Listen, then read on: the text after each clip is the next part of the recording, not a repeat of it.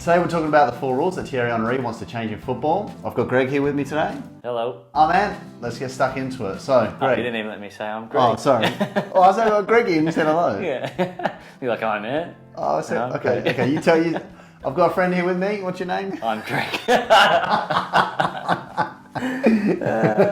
Jeez. All right, what's the first rule on the agenda out of the 4? Yeah, so he wants every time a team, no matter the result, so win or loss, if they score 3 or more goals, they are awarded with an extra point at the end of the game. What do you think of that? The winning team potentially could score up to 4 points, right? Yeah, correct. So they'd get the 3 for the win and then the 1 if Bonus. they score 3 or 3 or more goals. Obviously to encourage higher scoring games. Yeah, and then the losing team could potentially still end up going home with a point if they That's manage right. to get 3. Yeah. Look, I don't think that's a bad rule. I think football fans would probably all agree that goals in a game is more entertaining. Yeah. I mean, if you watch some of the more famous games in history have been a 4-3 win over a 1-0. Don't forget that famous 3-0 comeback.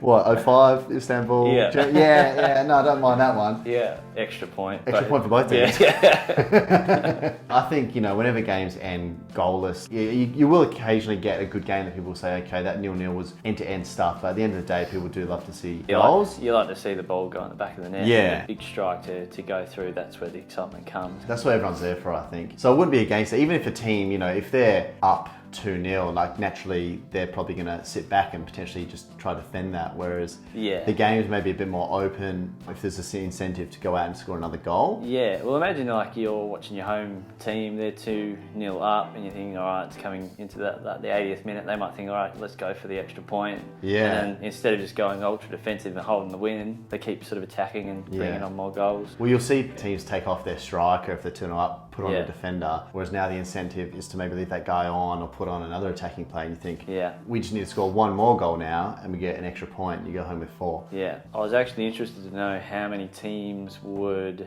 benefit the other way around. So I did some research using ChatGTP, and of losing teams to score 3 or more goals, how many times do you think that would have occurred in the last couple of seasons, like per season? You tell me, mate. Yeah.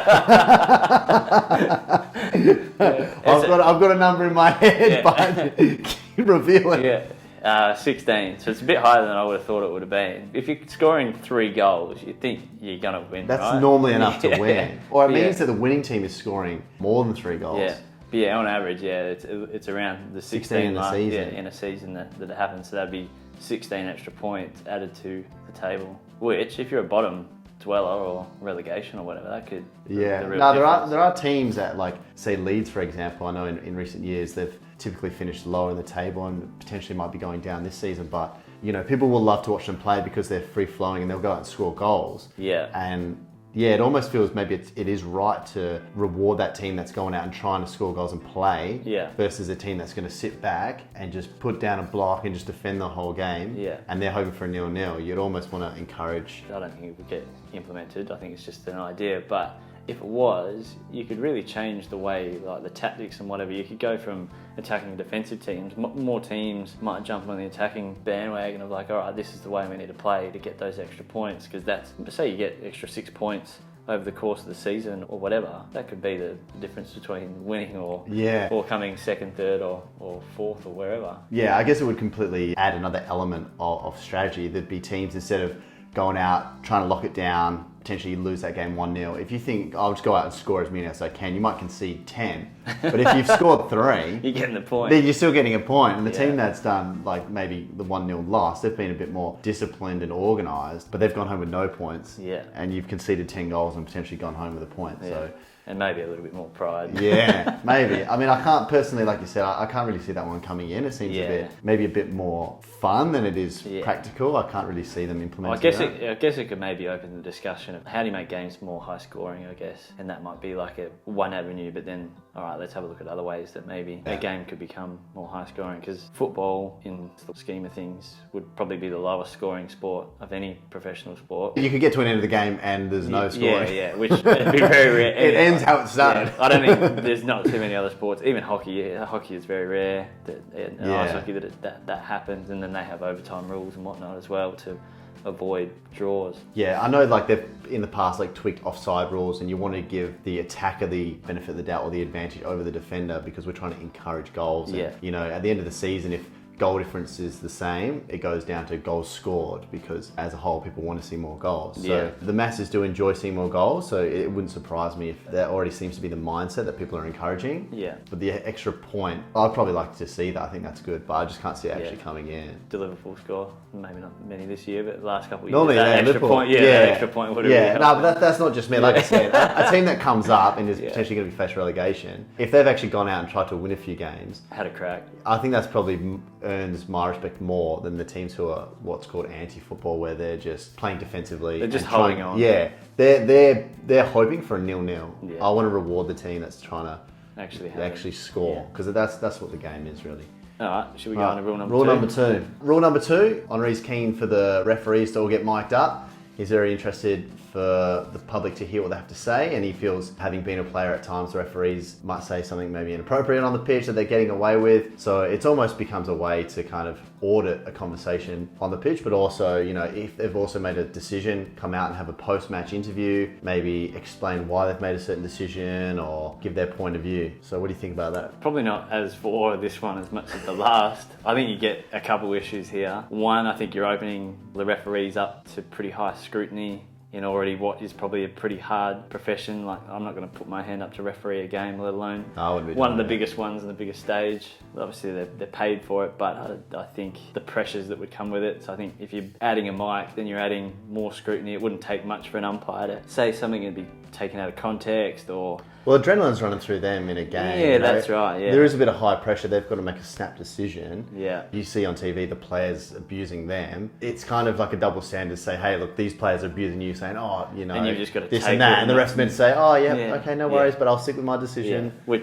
Which then brings to the second point. I think if a ref is wearing a mic, it's going to pick up a lot of the rubbish and jargon that comes from the players pleading after red cards or penalties, or that is already a bad look. And I think you're only going to add to that bad look of these players begging referees to reverse their call. And typically it's meant to be against the rule, but I mean, if you ever watch a game, it doesn't take too much to lip read and see, you know, they might be swearing and whatnot. So imagine the thousands and millions of kids watching these games, and all of a sudden the refs got mics picking up players just absolutely abusing them, or even like fans in the crowd. Sometimes there's a mic in the stadium and it could pick it up. You'll pick up swearing, and then the commentator's like, oh, apologies for anything you might have heard there. It's going to pick up a lot more, you know, when people are on the pitch, even just go down to a local Sunday league game, like people, they're going to be swearing, like there's going to be foul language. I think potentially not miking the refs protects them, like in a personal way and a professional way. Yeah. I'm trying to think why he would want this. I don't know if he's trying to get like more accountability. Yeah, greater liability from them maybe. Appearing in press conferences, maybe they come out and say, oh, you know what, that was probably the wrong call. But I don't think it's for the individual referee to do that. I think it's more the probably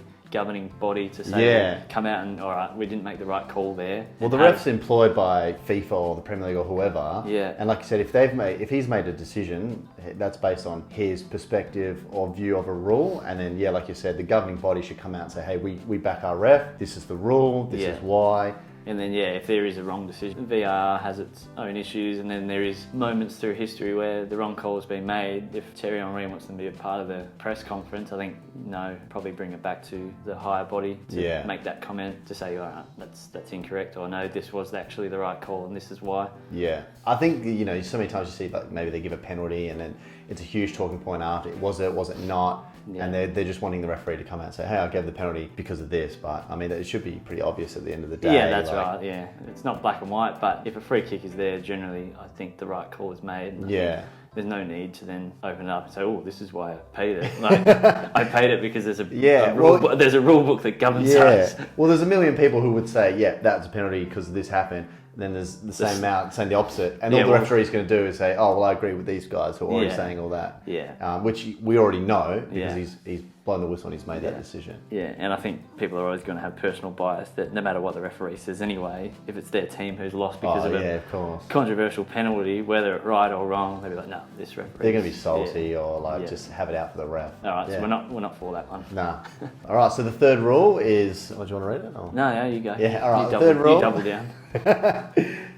is essentially a goal to end time wasting. So when players kick the ball out deliberately or they're time wasting, the referees can give away a free kick 25 yards out on the spot. Similar to like rugby, that we'll see them do that. So you've essentially got a shot on goal. Yeah, I don't mind it, but I think we need to consider that a free kick at that range is the most damaging of any sport in the world, really. A free kick could win or lose you the game. Yeah, when the margin of a goal is so big. Yeah, where in a lot of other sports, a free kick, all right, a goal scored, or someone makes a shot, a free throw, or whatever, the game's just high scoring enough that the impact isn't going to decide the game on that decision. But I do like the idea of trying to stamp out time wasting. Definitely the idea of stamping out time wasting is good. There's already things in place where they get yellow cards for time wasting, or the idea of having the game reduced to 60 minutes and them stopping the clock every time the ball goes out and things like that has already been floated. Like you said, I think the idea of giving the free kick is maybe too harsh a punishment for the crime. Maybe you could alter it. Like say that if it's a goal kick, someone's wasting time, maybe the ball automatically goes 25 metres up or 25 yards up the pitch, and then to a limit that it can only be within sort of 40 yards of the square. But then that's so messy to... Even like without time wasting, like players already might kick the ball out as a clearance, but you know, if they're 1-0 up, all of a sudden is someone going, oh, that's now time wasting. Yeah, that's deliberate, and that's... Yeah, like already the handball rule, and I know even like in AFL they've got a deliberate like kicking it out. Already that's now like a grey area that they've introduced. Yeah, that's right. Which I assume just creates more debate again. Yeah, because it's not even, it's just essentially time wasting. And there are areas I think that you could implement probably harsher penalties. Like one of the worst ones for me is when there's a substitute happening during the game and it's tight. You obviously want your team to have every chance to get back in it, whatever. The opposition makes a change and the board goes up and there's this dead ball and the player starts coming off and there they are, walking in a literally like, oh yeah, like clapping. Well, they'll try to chop as much time as possible. Those ones there have to be, that almost has to say, your number comes up and there's a stoppage for whatever reason, the ball's out of bounds, it's a goal kick or whatever. You just get off the pitch as quick as you can. Yeah. New player comes on. Even the new player, you don't need to do all the, just get out to your position and carry on. Like the worst is when it's a tight game. It's the same in like basketball too. At the end of a basketball game when there's all the timeouts and stuff, like it starts to ruin a bit. And yeah, same in this. If you've got a tight game and then someone's moseying on off the pitch, clapping to the crowd, like how up yourself can you be? you're being subbed off, and then you're there clapping and. Oh, I think it is all like the professional, they are deliberately trying to chop the clock. Which that's a big one. I reckon that it's probably pretty easy to stamp out. I don't know if a yellow card's enough. There needs to probably be something a bit more to, not even just in that instance, it's like in other areas of time wasting and whatnot. Yeah. Probably a yellow card. It's like I get a yellow card, all right, I just won't do it again. Someone else in the team will do it, and I'll make sure that I don't get a red. I think whatever rules you set in place at the highest level, they're always going to be finding ways to really scrutinise or maximise or play within the boundaries, but as close to the edge as possible. So even if they're not kicking it out, you know, already you see them holding the ball in the corner, and you know they're not going to play out. They're just going to hold it there, have a few players, and then every time that you come and tackle, it's going to be a corner or a throw in. So there's already ways that they're finding a method to time waste without kicking it out. Yeah. And then if the ball's in play, you can't really be done for time wasting. Yeah. So, and how do you stop that? Like, well, all right, you've got to move the ball forward. If you don't, it's a free kick. But then, then it's so subjective, and then you're introducing rules that are hard to regulate and that are going to come with controversy in big moments. And even if there is a black and white thing that they would introduce that, I'm sure there'd be something else that would come up that. The minute a team goes 1-0 up and there's a couple minutes left, you'd already be finding ways to slow down the game. And even if they say, you can only have 5 seconds to take that throw in, they're going to take all 5 seconds. Yeah. So I don't really know how you'd police that, but that free kick idea to me seems a little bit too harsh, like you said. Yeah, I think the consequence could be too great. Imagine a great game, a 3-0 game coming down to the last sort of minutes. Out comes this stupid rule. The team's about to score and all of a sudden the ball's down the other end because of the time wasting call. And 25 yards out, it's not unlikely that they're not going to score that. Bang, in it goes, game over. Yeah, that's probably a bit too game deciding as a punishment. Yeah. Alright, so the fourth rule is Henry feels that in order to stop teams from going down to 10 players when someone is injured, and requires treatment, Henry would like to see a temporary substitution introduced so that the team can remain at 11 men. Each. Yeah. I think that's pretty fair. Yeah, I like the idea of that. One, it's sort of, there can be a bit of carry on from the player in that maybe they're not... get rid of, true. Maybe they're not injured, or they're sort of using... Time wasting again. Yeah, and they're sitting on the sideline and whatever. But I like the idea that, if someone's been genuinely injured and they need to go to the sideline, maybe not necessarily be subbed off, but just get checked by the physio and whatever. And like in modern sports now, club doctors and physios and whatever are the best that they've ever been. So like I think it's important that athletes and elite athletes get the right checks that they need. So if they're afforded that time without having to make a substitution, but a temporary sub can come on, your team's not disadvantaged because of it. Yeah, I think that's nothing but good. I don't think there's really any negative to that. No, I feel like whenever a player gets injured, they're down 10 men, it's a huge disadvantage. Yeah. And all of a sudden, if there is a player who's injured who does need treatment, I guess the best interest of the club and everyone involved is like, don't worry about him, get him back on, because we're a man down right now. Yeah. Whereas like you said, he probably does need to get that attention, whether it's an extra minute or two, just to make sure they're making the right decisions. You know, if players are getting concussions or whatnot, all the things that have come out recently about how dangerous those can be. I think it probably is important to make sure they get the right medical treatment. Yeah, I think it's putting the welfare of the player forefront of, like it's very easy for a coach to say, no, like it's fine, get out there and go do your bit, but they could be carrying something pretty serious that could affect not like the season, the career or whatever. Yeah. Even the opposing team, if you've gone out there and you've injured an opposition player, whether it be deliberate or accidental, if they're now down to 10 men for a brief period, like that's a small win for you. Yeah, because, that's right. Because now you're missing 10 minutes easier, you might have your chance of scoring would be so far greater. Just think, keep him off. Yeah. So then there's almost like an incentive to injure players, which I think is wrong again. Yeah. So if you injure a guy, another guy comes on, you're almost like, oh, that was like a bit pointless. Yeah. So it's again would probably protect the players, keeps the games even. Yeah. Do you think the whole substitutions in football could be a faster process, or you could streamline it? Like obviously other sports, you can freely sort of come in and off the field at any time. I'm not saying unlimited substitutions, but obviously you've got to wait for the ball to be somewhat dead. The numbers go up, they come off and come on. Like, I know what you mean. It does seem like a process. Yeah, could it just be like a live, as the game's going on, like say you're a left back, right, and you're coming off. You could be right near the bench, right, and it's very easy for you just to walk off, teammate comes on, and then no impact to the viewing and whatever. Like your team isn't impacted.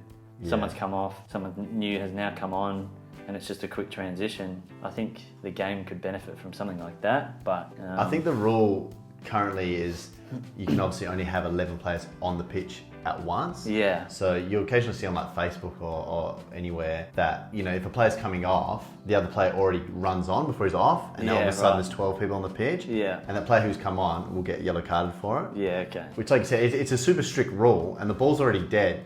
Yes, they can't even impact. Yeah. So the fact that they've got the rule, okay, we can't make a substitution until the ball's gone out or whatever. Yeah. But then they've still got that strict rule with the substitution where they can't cross. I mean, at like a Sunday league level, you will see it where the guys, they'll potentially once run on. Yeah. But that's being super strict. At the higher level, you'll see them like touch hands or high five or whatever. Yeah. Like I think from a viewer sense, the slow substitution or the process that we talked about, it doesn't add anything for the viewer. So it slows the game down. If that could be quicker, then it's like, I'd be all for that. And even going back to the other rule, teams do use that substitution in a way to time waste because I think they're allowed 15 seconds for every substitution. So the player's thinking, okay, I need to make this longer than 15 seconds in order to kill the clock because that's what they're going to add on. Yeah. That does become a bit of another time wasting method again. But so also out of the 3 rules, we'd probably... 4 rules. Sorry. So out of the 4 rules... We've just put that second one out of our mind. Just get rid of it. Yeah. So extra points for scoring goals. Yeah, happy with that. We'd probably be happy with that. Referees wearing mics. We said no. Nah, I can't see that happening. End of time wasting. We agree with that. Yeah, we agree with that, but then not the idea is right, but I think that the 25-yard free kick, the execution probably... of what Henry is asking for, come on, man. I think there needs to be some other penalty for that. I don't think that one's right. And the temporary substitutions, I'm I don't see how that could be anything negative. I don't think a team should be negatively impacted if a player's injured. Yeah. Even they get 5 subs now. If your player gets injured and you've run out of subs, there's not even something to protect that. I guess at the same time, maybe players might fake injury in order to get a sixth sub potentially. Maybe that's why they don't introduce it. Yeah, chuck a comment down as well if you guys agree with those rules. Let us know if you agree with what we've said, whether Thierry Henry's onto something there or whether he's completely missed the mark. I think we've agreed with maybe 2.5 out of those 4. Yeah, Terry, I know you're watching, so good What, work. Terry? Thanks for watching, Henry, and to everyone else. This has been Red Mate. We'll see you in the next one. See ya. Bye.